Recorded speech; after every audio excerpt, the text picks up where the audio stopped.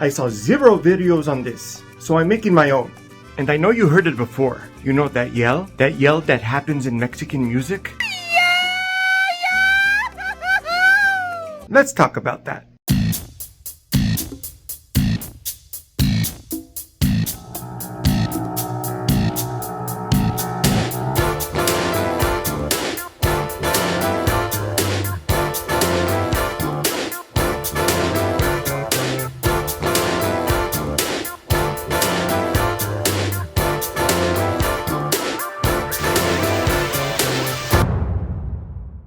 How's it going, everybody?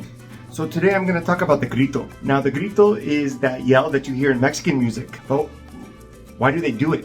What's the purpose of it? And why am I dressed up like this? Most of those questions will be answered by the end of the video. So if you live in an area with a big Mexican American or Mexican population, you know what I'm talking about. You probably heard it live before. It's that wail that comes from the depths of the soul. And it could portray the elated wonders of the human soul. Or it could portray super sadness. Or any of the emotions in between. And as mentioned, I did a lot of research in this, but I didn't really find much. So I'm making my own video, and by no means am I an authority on this subject. I'm just a guy in his computer. So before we actually start, let's hear some of the best gritos in history.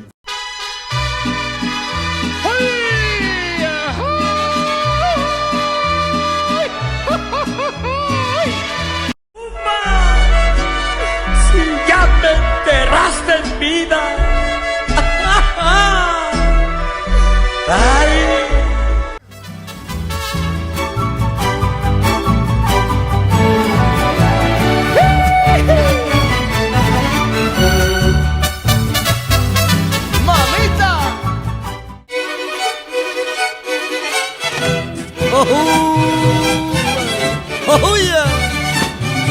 Huasteca, qué linda eres.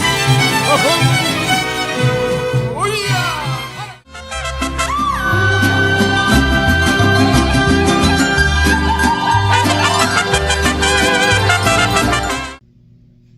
Whoa. Intense. So my official definition of the grito is this. A grito is a loud, expressive cry or wail that happens in certain parts of mariachi and ranchera music. It's a spontaneous, high-pitched wail that can convey many emotions, and it is used to enhance the performance and engage the audience. So it's kind of a musical punctuation mark, if you will. I wonder how that would look like. And here are the key characteristics of the grito. It is used to express emotion. It could convey the passion of a singer, the communal spirit of a celebration, or even just the energy of the music itself. It also carries a spirit of impromptu-ness. It is used in a very improvised way. And another key characteristic of the grito is its significance amongst the Mexican people and Mexican American people as well. The grito is very much rooted in Mexican culture and is associated with pride of being a Mexican or being of Mexican descent, especially during holidays and celebrations like Mexican Heritage Month or Mexican Independence Day.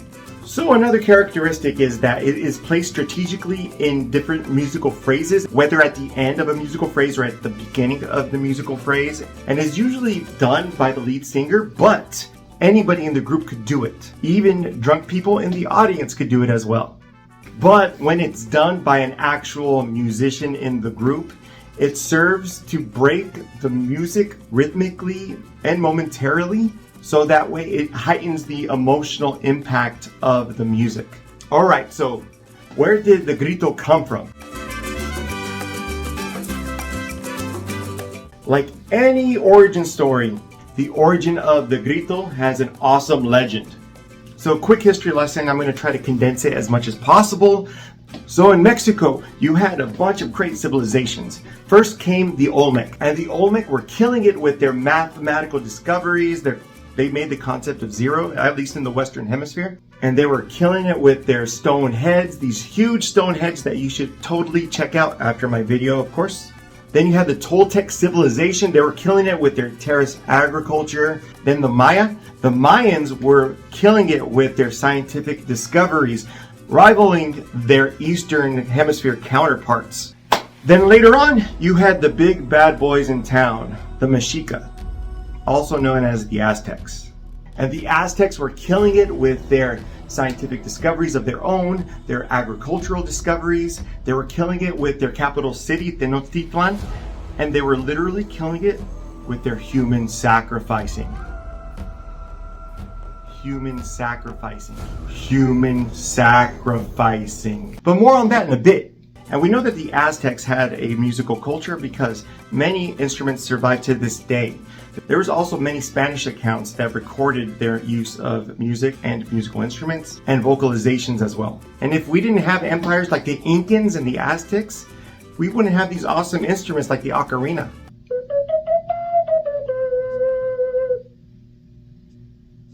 So yes, we do know that these Aztec priests used vocalizations for many things, for rites of passage, for prayer, for healing ceremonies, and for sacrificial ceremonies as well. So the modern day grito that we have today can be seen as the progenitor of what these Aztec priests did back in the day. But of course, it was not only them. It was when the Spanish came that those two cultures married each other. And thus, the first mestizo was born. But before we talk about the Spanish, I want to paint a picture. Imagine being in the capital Tenochtitlan during one of their sacrificial ceremonies. You have the priest on top of the pyramid with the victim right next to him. And you have the drums going on. You have the priest just chanting away. And then you see the person that's about to be sacrificed. And then the intensity builds up, builds up, builds up. And then you hear these screams coming out, and then, oh yeah, this is too dark, I'm sorry. Okay, so now the Spanish. So in the early 1500s, Spanish conquistador Hernán Cortés came to what is now Mexico City. And he brought his soldiers and they basically fought a war. Spanish won, and he established New Spain, which consists of modern-day Mexico and a lot of the West Coast United States. This Spanish colonization brought forth European music, European instruments, and the Spanish themselves brought to Mexico their rich vocal traditions as well. Ole. And over time, these aspects began to merge with native indigenous traditions. And that created new forms of music and vocal expression. And in my humble opinion, these Spanish vocalizations did absolutely play a role in the evolution of the grito.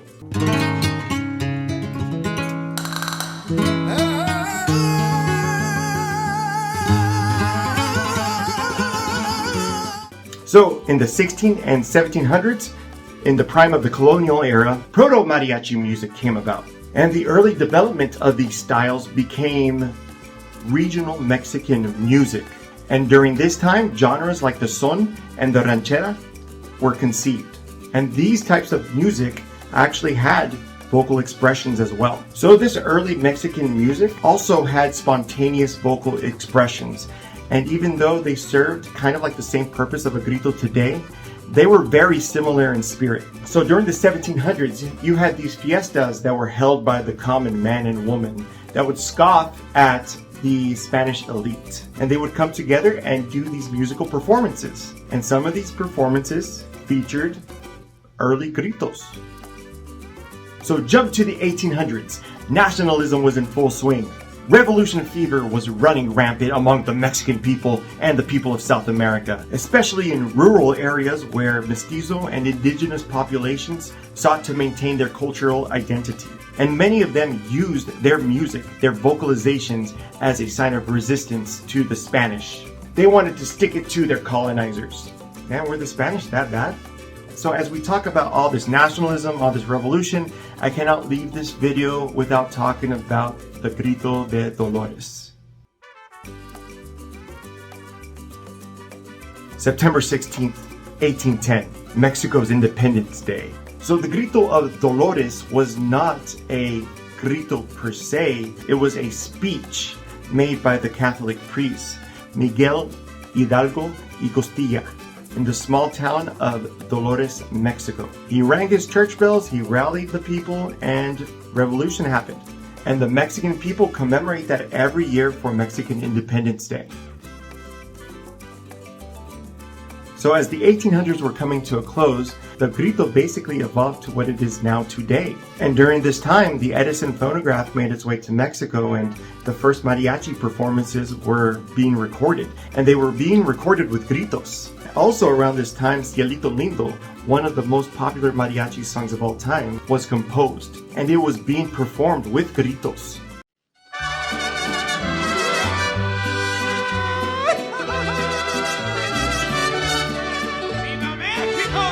And one of the first mariachis to record with gritos is Mariachi Coculense Rodriguez de Cirilo Marmolejo. And try saying that 5 times fast.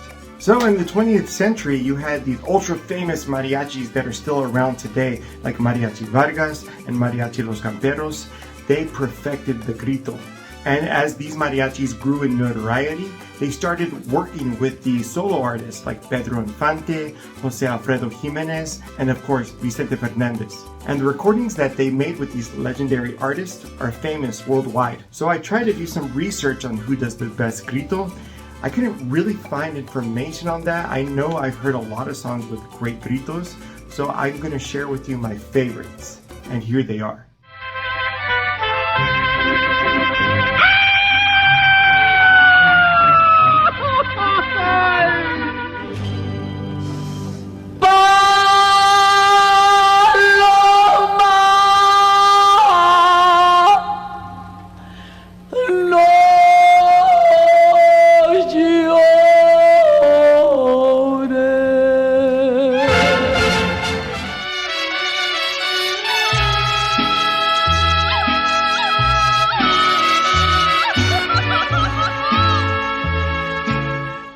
So interestingly enough, I couldn't really find information in the fact if some singers did their own gritos or if they had another person from the mariachi band do those gritos. Now, could I do a grito? Let's find out.